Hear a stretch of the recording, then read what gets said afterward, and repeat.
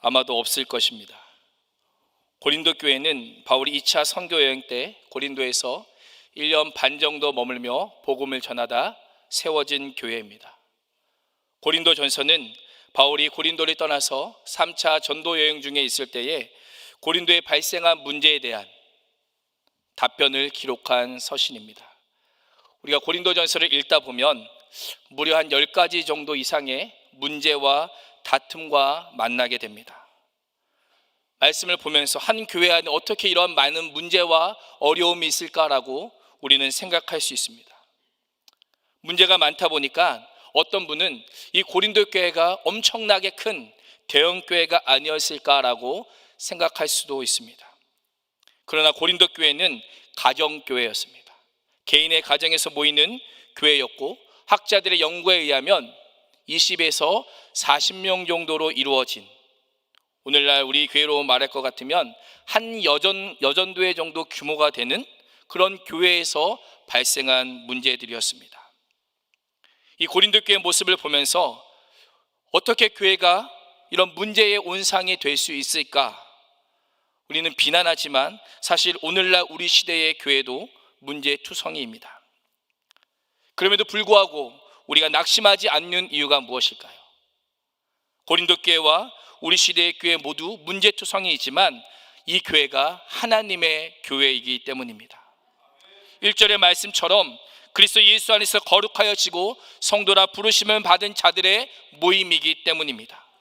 예수 그리스도의 이름을 부르는 자들을 하나님께서 교회로 인정해 주시기 때문에 문제투성이인 교회도 하나님께서 주인인 하나님의 교회인 것입니다. 이러한 교회의 분열과 문제의 소식을 듣고 기록한 서신이 이 고린도 전서라면 고린도 전서에 기록된 바울의 목소리의 톤은 어땠을까요? 어떤 분들은 엄청난 분노, 또한 안타까움이 가득한 질책의 목소리가 가득하지 않았을까라고 생각할 수 있습니다. 그러나 오늘 함께 읽은 말씀을 보면 그러한 모습이 아닙니다. 우리 4절 말씀을 같이 한번 읽어보겠습니다. 4절입니다. 시작. 그리스도 예수 안에서 너에게 주신 하나님의 은혜로 말미암아 내가 너희를 위하여 항상 하나님께 감사하노니. 아멘. 오늘 4절 말씀을 보시면 사도 바울은 그 문제 있는 교회, 비난과 다툼과 분열이 있는 그 교회를 향하여 가장 먼저 무엇을 합니까? 항상 하나님께 감사하고 있습니다. 사실 고린도 교회는요, 바울의 사도권에 대해서 의심하고 있었습니다. 바울은 예수 그리스도께 직접 가르침을 받은 적도 없었고 어떻게 사도가 될 수 있을까? 계속해서 바울의 사도권에 대해서 시비하던 그런 교회였습니다. 더군다나 바울 자신이 복음을 전한 교회에 이런 시비로 가득하여 편지를 쓴다면 감사가 먼저 나오겠습니까? 아니면 분노가 먼저 나오겠습니까? 아마 감사를 하더라도 그 감사는 분노가 다 끝난 이후에 저 뒤에 아마 나올 것 같습니다. 그런데 오늘 말씀을 보시면 가장 먼저 분노가 아니라 감사를 하고 있습니다. 우리는 제3자의 문제는 약간 떨어져서 보는 경향이 있습니다. 그래서 그 문제에서 어떤 사람이 흥분하고 이성을 잃으면 정신 차리라고, 제발 정신 차리고 제대로 그 문제를 보라라고 그렇게 말을 합니다.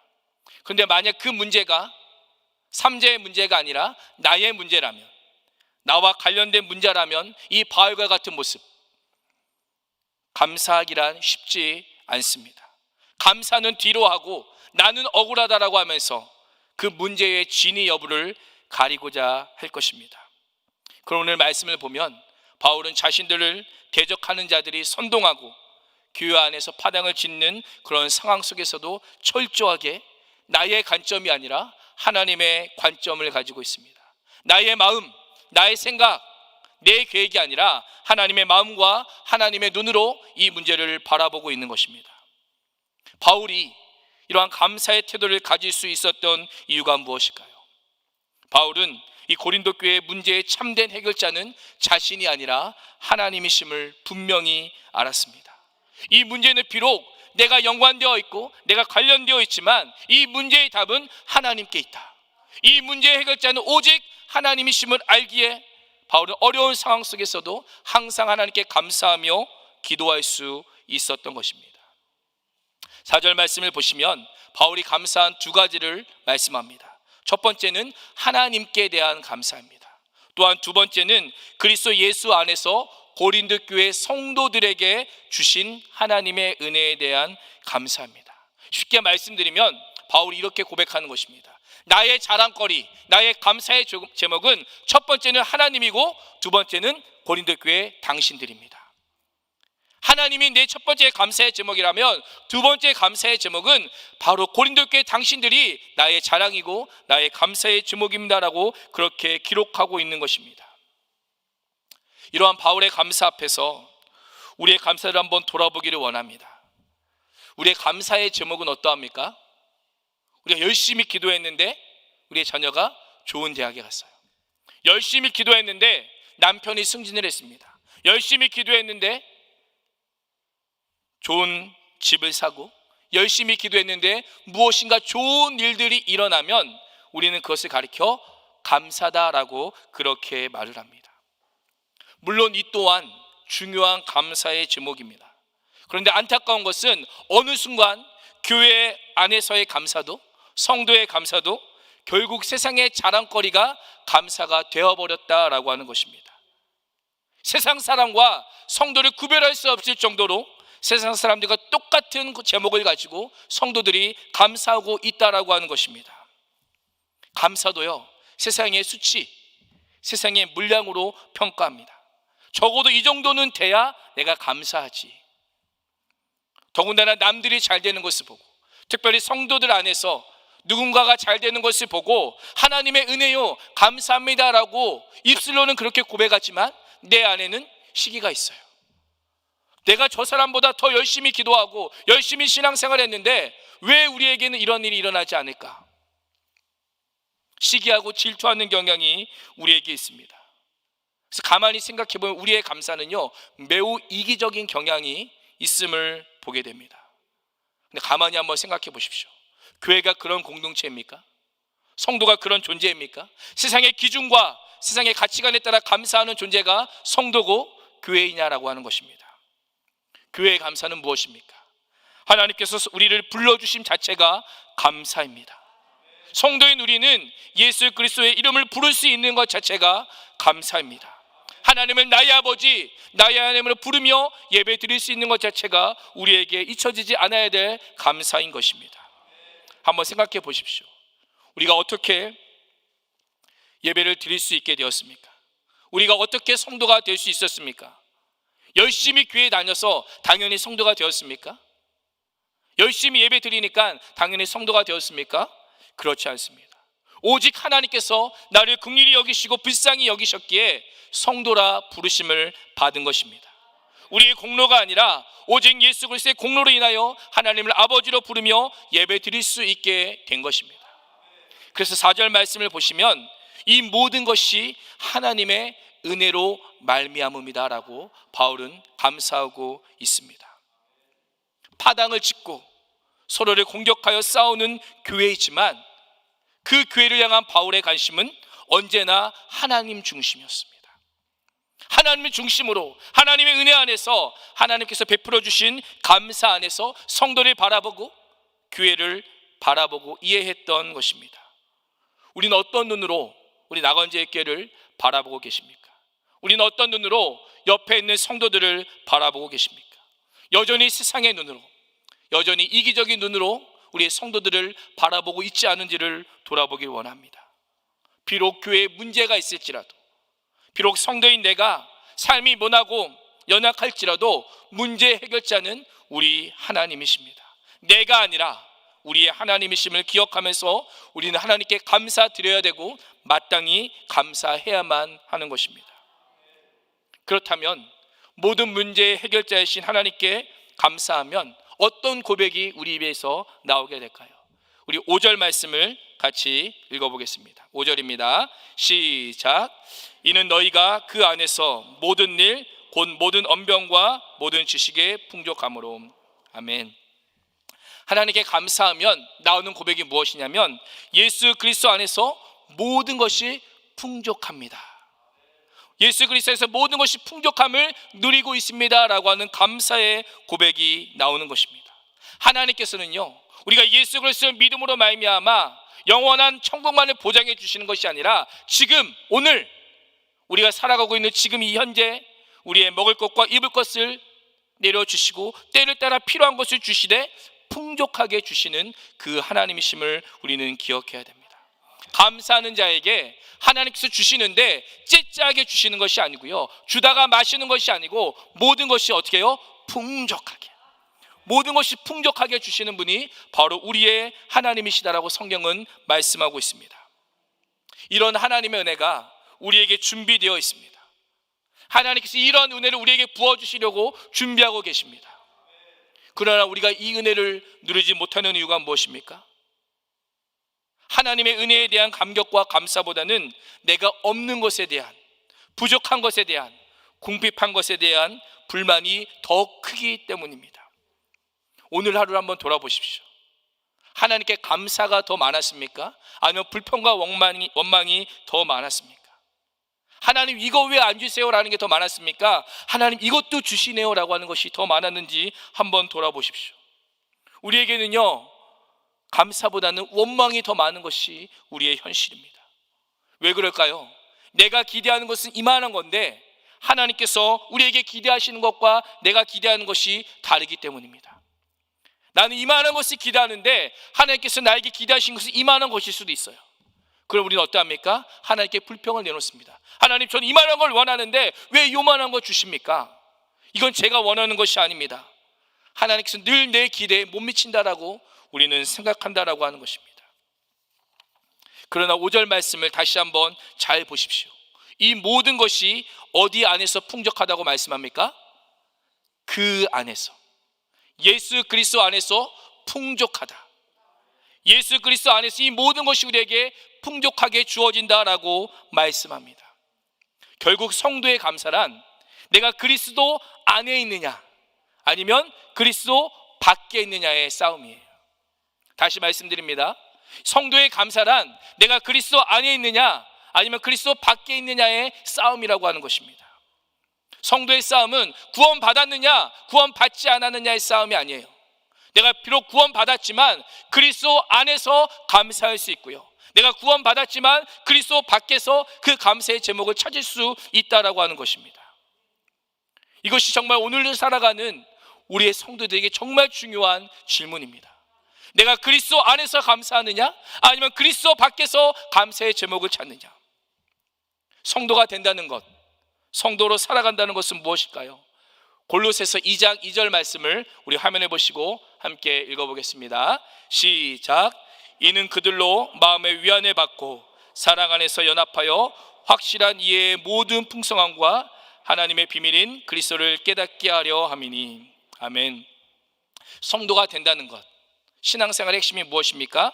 2장 2절 말씀을 보면 모든 풍성함과 하나님의 비밀인 누구를 깨닫는 것이요? 예수 그리스도를 깨닫는 것. 예수 그리스도 안에서 모든 지혜와 지식의 보화가 감춰져 있기 때문에 날마다 그리스도 안에서 은혜를 구하고 감사를 찾고 구하는 것이 성도의 신앙의 핵심이라고 말씀하고 있습니다. 우리가 예수 그리스도 안에서 구하지 않고 찾지 않으면 결국 세상에서, 예수 그리스도 밖에서 내 욕심을 구하고 내 욕망을 찾게 되고 맙니다. 성령의 열매는 없습니다. 신앙생활의 기쁨도 없습니다. 감사하라, 기도하라, 예배하십시오라고 권면해봤자 이 모든 권면들이 고통과 불평으로 다가오는 이유가 무엇입니까? 예수 그리스도 안에서 구하지 않고 다른 것에서 찾기 때문입니다. 그러나 반대로 예수 그리스도 안에서 그 감사와 은혜의 제목을 찾게 되면, 하나님의 풍성함과 그리스도의 은혜를 깨닫게 되면 어떻게 될까요? 이보다 기쁜 것이 없어요. 예수 그리스도 안에 있는 것보다 즐거운 것이 없습니다. 그러니 어떻게 해요? 오지 말라고 해도 오는 거예요. 아이들이요, 가지 말라고 해도 가는 곳이 있어요. 엄마가 그렇게 가지 말라고 해도 가는 곳이 있어요. 왜 갈까요? 좋으니까, 행복하니까. 우리가 주님 안에 있는 것이 행복하고 주님 안에 있는 것이 즐겁다면 누가 오지 말래도 저절로 우리의 발걸음은 자연스럽게 옮기게 됩니다. 왜요? 주님 안에 있는 게 행복하고 즐거우니까. 우리의 자리는 어떤 자리입니까? 예수 그리스도 밖에서 우리의 욕망을 구하고 찾는 자입니까? 아니면 예수 그리스도 안에서 예수 그리스도를 깊이 깨달아 아는 것을 구하는 자리에 있습니까? 오늘 7절 말씀은 우리에게 한 가지 더 중요한 감사의 제목을 말씀하고 있습니다. 우리 7절 말씀 같이 읽겠습니다. 시작. 너희가 모든 은사에 부족함이 없이 우리 주 예수 그리스도의 나타나심을 기다림이라. 아멘. 7절 말씀을 보시면 이 고린도 교회는요, 모든 일에 풍족할 뿐만 아니라 모든 은사에도 풍족한 아주 풍성한 교회였습니다. 다른 서신들을 보면 사도 바울이 그 서신들을 보내는 교회를 향하여 그들의 믿음과 사랑에 대해서 칭찬을 하고 감사를 합니다. 그런데 고린도전서 말씀을 보면 믿음과 사랑이 아니라 그들의 은사에 대해서 감사를 하고 있습니다. 왜 이러한 일들이 일어날까요? 고린도 교회가 은사로 인해서 시험에 빠지고 문제에 봉착했기 때문에 오히려 바울은 그 문제를 가지고 하나님 앞에 감사의 제목으로 삼고 나아가고 있다라고 하는 것입니다. 하나님께서 모든 일과 모든 은사를 그들에게 풍성하게 주셨지만 이 고린도 교회가 그 모든 것을 남용하고 오용하고 교만하여서 결국 혼란을 가지고 오고 말았습니다. 한번 생각해 보십시오. 하나님께서 주신 것들이요, 혼란을 넘어서 고린도 교회가 시기하고 분쟁하고 방탕하고 무질서하고 이런 모든 것들로 섞어버린 그런 교회가 되었다면 바울의 입장에서 하나님께서 주신 은사나 이 모든 것들에 대해서 부정적인 견해를 가질 수도 있습니다. 하나님 왜 이런 걸 주셔서 이들로 하여금 싸우게 합니까? 차라리 주시지 않았더라면 이라고 그렇게 말할 수도 있지만 바울은 계속해서 감사의 태도를 가지고 주님 앞에 나아가고 있습니다. 왜 하나님께서는 이러한 은사를 고린도 교회에게 주시고 오늘 우리에게 주시는 걸까요? 우리 7절과 8절 말씀 같이 읽어보겠습니다. 7절과 8절입니다. 시작. 너희가 모든 은사에 부족함이 없이 우리 주 예수 그리스도의 나타나심을 기다림이라. 주께서 너희를 우리 주 예수 그리스도의 날에 책망할 것이 없는 자로 끝까지 견고하게 하시리라. 아멘. 화면을 보십시오. 7절 말씀 8절 말씀 보시면 하나님께서 고린도 교회 또한 우리에게 은사를 주신 목적이 무엇입니까? 7절 말씀을 보시면 우리 주 예수 그리스도의 날까지 책망할 것이 없는 자로, 부족함이 없이 예수 그리스도의 나타나심을 온전히 기다리고 끝까지 경고하고 인내하는 자로 하기 위해서 이 은사를 주셨다라고 말씀하고 있습니다. 은사가 주어졌다면 그 은사를 통하여 나를 세우고 우리 성도들을 세우고 교회를 세우기 위한 것이 첫 번째입니다. 그리고 예수 그리스도의 날까지 끝까지 견고하게 세움을 받는 것이 은사를 받는 합당한 목적인 것입니다. 은사는 자랑하라고 주신 것이 아닙니다. 다른 성도들을 찌르거나 책망하거나 정죄하는 데 사용하라고 주신 것도 아닙니다. 하나님께서 우리에게 주신 모든 것들은 하나님이신 예수 그리스도께서 십자가의 죽음과 부활, 그 은혜로 말미암아 우리에게 주신 선물입니다. 이 주신 모든 은사를 우리는 어떻게 사용해야 될까요? 가장 먼저는요, 은사 자체가 목표가 아님을 우리는 기억해야 돼요. 은사 받는 것, 내가 방언하는 것, 어떤 치유의 능력을 얻는 것 자체가 목표가 되어서는 안 된다라고 하는 것입니다. 하나님께서 우리에게 우리가 있는 그 삶의 자리에서 좀 더 잘 살고 좀 더 좋은 집에서 살기 위해서 우리에게 은사를 주시는 것이 아닙니다. 무엇이 목적이 되어야 될까요? 7절과 8절 말씀을 보면 예수 그리스도의 날, 예수 그리스도의 다시 오심이 우리의 은사받는 목적이 되어야 됩니다. 하나님께서 주신 감사의 제목들, 하나님께서 주신 그 모든 은사들은 예수 그리스도의 날을 목적으로 해서, 그것을 목표로 해서 우리는 가지고 살아가야 됩니다. 오늘 내가 누리고 있는 감사, 내가 오늘 누리고 있는 이 은혜는 오늘 하루 만족하기 위해서 받는 것이 아닙니다. 최종적으로 예수 그리스도께서 다시 오실 그날 초점을 맞춰서 우리 이 은사를 사용하고 이 은사를 주신 하나님께 감사해야만 하는 것입니다. 인생의 초점이 분명하면 삶의 방향이 바뀝니다. 삶의 방향이 바뀌면 인생의 목적이 바뀝니다. 하나님께서 우리에게 주신 모든 것들은 나의 이생의 자랑을 위해서 주신 것이 아니라 우리의 신앙의 성숙과 성장을 위해서, 나아가 예수 그리스도의 나를 목적으로 하여 주신 것임을 우리는 기억해야 됩니다. 우리 모습을 한번 돌아보십시오. 우리가 신앙생활하면서 이 정도 하면 됐지라고 하는 것들이 생각외로 많이 있습니다. 내가 이 정도 11조 드리고, 이 정도 주일 성수하고, 이 정도 직분해 가지고 하나님을 예배하고 찬양하고 하루에 몇 시간 기도하고 어느 정도 성경을 읽는 것을 우리의 신앙의 목적으로 삼을 때가 있습니다. 내가 이렇게 하면 어마어마한 믿음의 사람이 된다라고 우리는 착각할 때가 있다라고 하는 것입니다. 그러나 이 모든 것의 목적은 예수 그리스도의 날입니다. 지금 내가 하루하루 살아가는 이 날들이 예수 그리스도의 날, 예수 그리스도 재림하시 그때까지 내가 오늘도 신실한 성도로 사는 것, 하나님께서 책망할 것이 없는 자로 끝까지 견고한 인생으로 사는 것, 이것이 오늘 하루 우리의 인생의 목적이 되어야 되는 것입니다. 우리의 삶의 자리를 점검해 보십시오. 무엇이 우리의 목적입니까? 무엇이 우리의 감사의 제목입니까? 일이 잘 되는 것, 좋은 일이 일어나는 것, 오늘을 살아가는 아주 작은 목적이고 목표일 수 있습니다. 감사의 제목일 수 있습니다. 그러나 중요한 것은 그것에만 머무르면 안 된다는 거예요. 오늘 나에게 주신 것들을 가지고 이것에만 머물고 거기에만 안주하면 안 된다라고 하는 것입니다.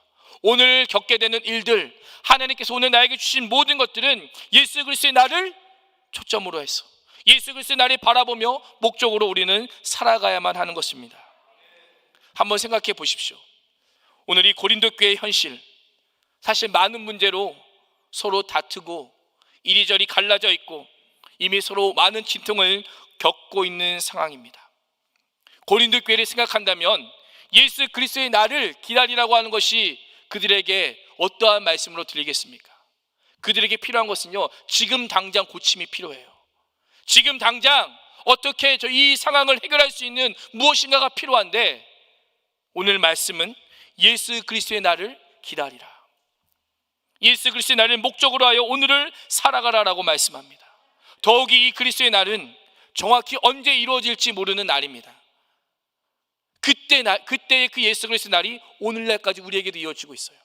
얼마나 많은 시간의 격차가 있습니까? 그럼에도 불구하고 성경은 고린도 성도들을 향해서 지금 당장이 아니라 예수 그리스도의 날을 목적으로 하여 오늘을 살라라고 말씀합니다. 사도 바울이 이러한 확신에 찬 말씀을 전할 수 있었던 이유가 무엇일까요? 우리 마지막으로 9절 말씀을 같이 읽겠습니다. 시작. 너희를 불러 그의 아들 예수 그리스도 우리 주와 더불어 교제하게 하시는 하나님은 미쁘시도다. 아멘. 바울이 이런 확신에 찬 말씀을 할 수 있었던 이유는 하나입니다. 하나님의 미쁘심 때문에. 이 모든 목적을 이루어가시는, 약속하신 것을 반드시 이루시고 지키시는 그 하나님이 계시기 때문에 담대히 이 말씀을 선포하고 있는 것입니다. 말씀을 잘 보시면 바울이 하나님께 집중하고 있습니다. 우리는 문제에 집중하고 문제를 일으키는 성도에 집중하지만 사도 바울은 고린도 교회의 많은 문제들과 성도들의 상황과 형편을 보고 그들 향하여 이 말씀을 하는 것이 아니라 우리의 교회를 세우시고 우리를 거룩하게 하시는 그 하나님을 향하여 이 말씀을 기억하며 그 성도들에게 선포하고 있음을 보게 됩니다. 지성에 있는 교회는 결코 완전하지 않습니다. 우리 또한 성도로 부르심을 받았지만 우리는 여전히 수많은 문제를 가지고 살아갑니다. 우리 자신만 보아도 문제의 투성이죠. 완전을 기대하지만 늘 언제나 미완성이고 지금도 지어져가는 성도입니다. 그런데 오늘 말씀을 보시면 그런 교회와 그런 인생을 하나님께서 예수 그리스도의 날에 온전하게 하시겠다. 9절 말씀을 보면 어떠한 방법으로요? 예수 그리스도와 더불어 교제케 하심으로. 예수 그리스도와 날마다 교제케 하시고 예수 그리스도와 날마다 더불어 살아가게 하심으로 우리의 모난 것들이 깨어지고 부서지게 하셔서 결국 하나님의 완전한 백성으로 만드시겠다라고 말씀합니다.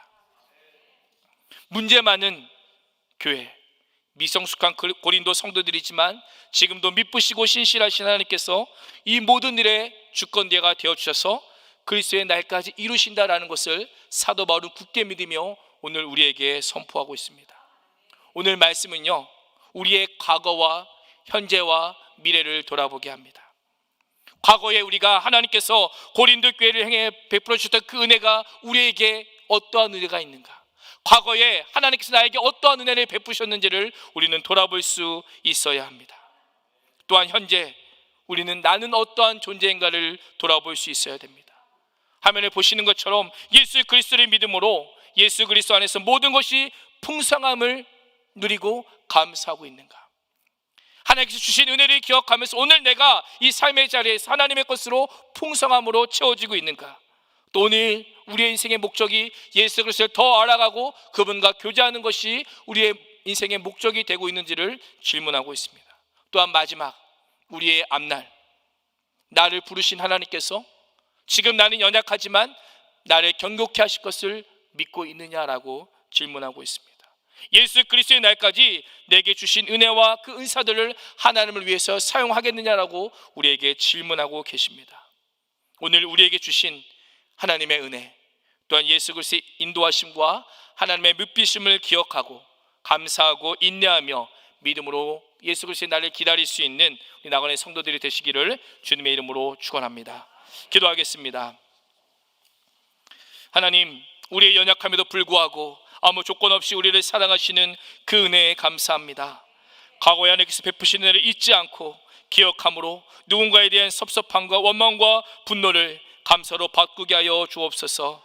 오늘도 예수 그리스도 안에서 모든 것의 풍족함을 누림을 감사하게 하시고 예수 그리스도를 더 알아가고 교제케 하시는 하나님의 은혜의 날개 아래 거하게 하여 주옵소서. 우리 속에 착한 일을 시작하신 예수 그리스도께서 그리스도의 날까지 이루실 줄을 확신하며 믿음으로 서게 하여 주옵소서. 우리를 경고케 하실 우리 주 예수 그리스도의 이름으로 기도드립니다. 아멘. 우리 다 함께 기립하셔서 찬송가 430장 찬양하겠습니다.